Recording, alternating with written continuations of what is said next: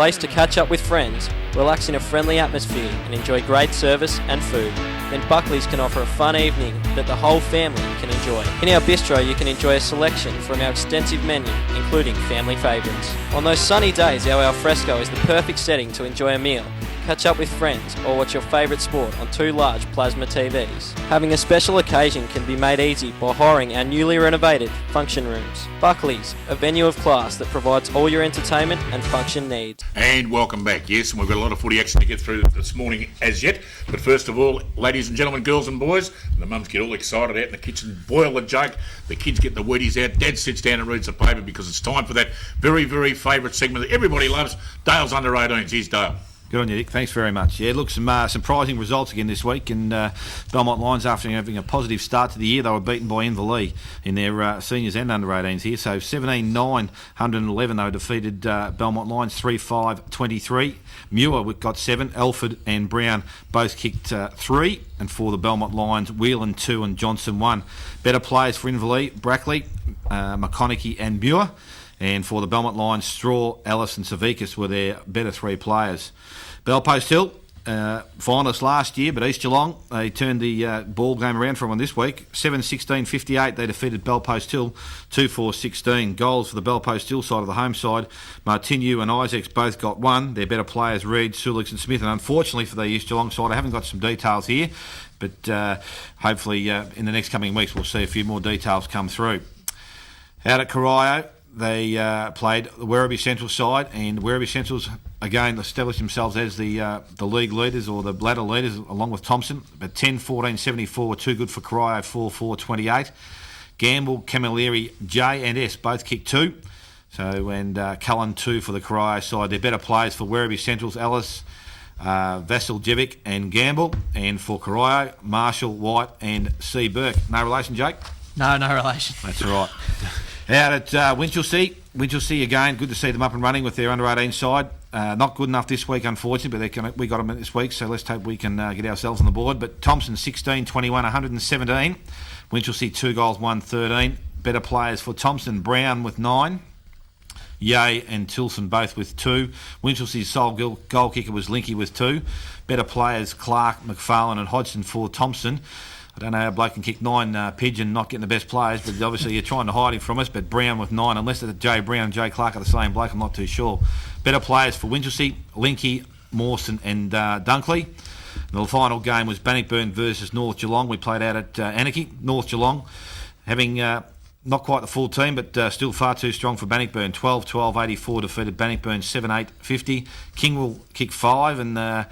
I suppose if you're looking at kids can kick a football, this kid can kick a football from well outside 50, not a bad footballer. Podner with 2, Marshall C also with 2, some familiar names there. Bannockburn had 7 individual goal kickers. Best players for North Geelong, Willoughby, Young and Kingwell, and for Bannockburn, LeMate, Tully and Jackson. So those strong sides, North Geelong and Werribee Central's up the top there, but Tommy Tigers may be favoured by the draw so far, but look, going along very nicely at the moment, Dick. Lovely to hear the North Geelong Magpies going very well in the under-18s as well. Smithy, fantastic indeed. New segment we have this year in 2009 on the Footy Show is Raiders Roast. And here is Cal Lowther with this week's victim, Sam Kelly from the Geelong West Cheetahs. That's Sam Kelly here to do the Raiders Roast. Sam, how you going? All right, we'll start off with your nickname. Just Cal. What's your favourite footballing memory? Probably under-18s at Newtown, just a game to get into the grand final. We lost by 120 points the week before to St Joey's and beat them the next week to get into the granny. It's pretty exciting. Who's your favourite AFL/VFL player? Probably Gary Ablett Jr. If you had $10, your last $10, what would you spend it on? Probably KFC. Who's the funniest player at the club? Probably Hayden Skeen, Thrippy. What's funny about him? It's just different, very different than anyone else. Who has the biggest ego at the club? Probably our old captain Turtle. Was Turtle think he's so good? What's he got on his shoulders that makes him so good? He's a copper. Yeah.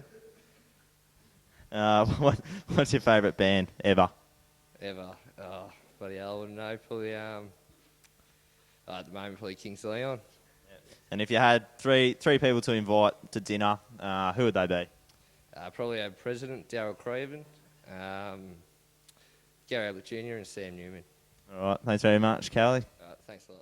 A fantastic popular segment now, Raiders Roast, and a little bit of fun indeed. Well, we've got the match of the day. It's on this afternoon. 94.7 the Pulse match of the round. And it's the Belmont Lions reeling after their loss to the Inverleigh Hawks last week. Out at the Winter Resort, they take on the 2-point winners over the Werribee Central's Footy Club, Corio and Dale. This will be a fantastic game. Look, we're hoping for it, Dick. And as I said, a bit disappointing last week, Belmont Lions, after their big game the week before against East Geelong.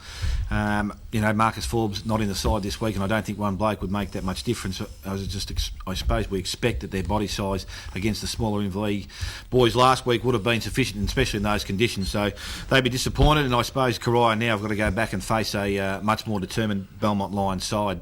Their forward line has been good. Williams can play, as we know, forward and back, and we keep mentioning these blokes, but they are their key players. When you've got a bloke like Edwards coming off the half-back flank that can kick a ball from the half-back flank and land in the goal square, then you've got a great early exit into your forward line. And if you can get it in quick enough, it just doesn't allow those forwards to get back, or the backmen to get back and hold up the defensive end. So, look, I would think that Belmont Lions will be pretty dirty on themselves. They'll need to start well. Corio have got players like Potter back in the side, Billy Nichols comes back into the side, Ferguson's back in the side, so they're getting a few more regular players back in. Probably a surprise win from my point last week, but obviously out at Corio, very hard to beat.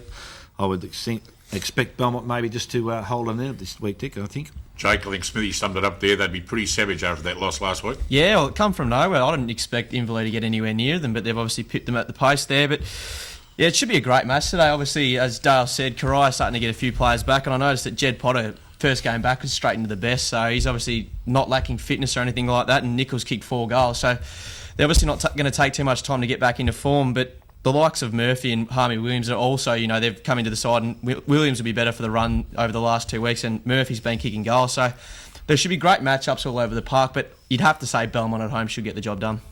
Adam, our guest commentator this morning, what do you reckon, mate? To be honest, I'll probably go for Corio. Obviously, with their midfield on that small ground, Belmont have a bit of a lack of a ruckman at this stage, so I dare say Stewart will dominate through the middle of the ground and bring blokes like O'Toole and Potter and Nichols into the game, and I think they'll do too much damage. Yeah, well, I think we're all pretty even on that. I must admit, I reckon that they'll be too strong, the Belmont Lions, at home at the Winter Resort, and rather be out there this afternoon than last Saturday afternoon. Now, don't forget, folks, this is the 94.7 match of the round. You can catch all the action on 94.7 The Pulse from 1:30 this afternoon, and you'll hear the dulcet tones of Jason Doherty, Dale Smith, and, of course, Jake Burke doing all the magnificent commentary out there. It'll be fantastic, and watch out for Cogsy, you blokes, because he'll be lurking the boundary line. Don't you worry about that. Right, we're going to take a very, very short break. When we come back, we're going to talk about all the other big games on this afternoon. There's 5 of them. There's some absolute pearlers. So hang in there, and we'll be back after this. The place to catch up with friends, relax in a friendly atmosphere and enjoy great service and food.